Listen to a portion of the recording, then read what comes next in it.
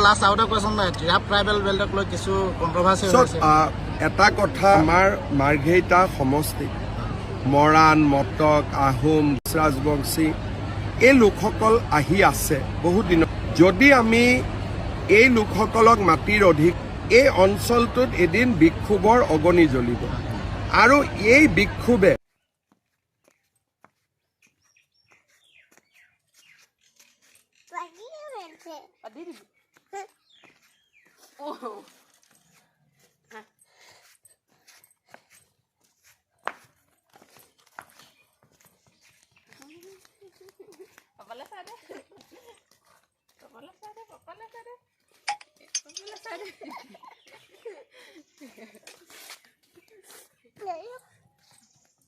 এইফালে চা দে